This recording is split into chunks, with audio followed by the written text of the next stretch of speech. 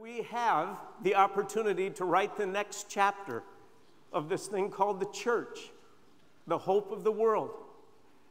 And God has taken so much of the future destiny of the church and He's placed it into the hands of leaders. And He said, take care of my church, grow my church, purify my church. Make it beautiful, make it powerful, make it transforming in this sorry world. And we're gathered here the next few days because we are dead serious about this commission. I've been praying for a record amount of the activity of God to visit the seat where you're sitting.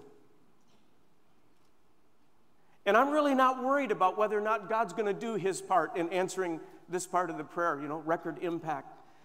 I think God, even right now, already as I'm talking and as you've been here a little while, I think God will be prompting you, stirring you, convicting you, encouraging you, loving you. I'm not worried about what God is trying to do in the next couple of days. I'm a little concerned about how open we all are for His activity to penetrate our barriers and defenses. How open are we going to be? I've been praying that we would be wide open, that we would say, God, bring it to me. Bring it to me. Whatever you want to say, whoever you want to say it through. I think we have the best faculty we've ever assembled this year. Are you going to allow God to speak to you through whatever faculty member? I know some of you are from the marketplace and you've been dragged to this event by your boss. I know how that works. There's heel marks across the parking lots of places all over the world.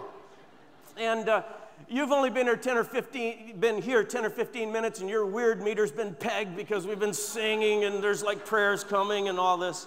And you're like, how did I wind up in a church? How did this happen? Well, I know how it happened. And all I want to say to those of you who are just on the edge right now, humble yourselves. Really, humble yourselves. And just remind yourself, you want to get better as a leader, and you want to get better as a leader so badly that you'll be able to put up with some of what is a little unusual to you. But if it helps you get better as a leader, friends, I think it's worth it. Some of you from the marketplace are looking at your brochure and you're going, am I going to have to listen to a couple pastors to get to a higher level of leadership? Yeah, you might. You might. But others of us are pastors and church leaders, and you're looking at the brochure and you're saying, am I going to have to listen to some business leaders and some academicians and someone from the military, someone from the motion picture industry or from government to get better as a leader? Yes. Yes, you are. Yes, you are. And I think God's going to speak through some people from different areas of leadership to talk to you about your leadership in the local church.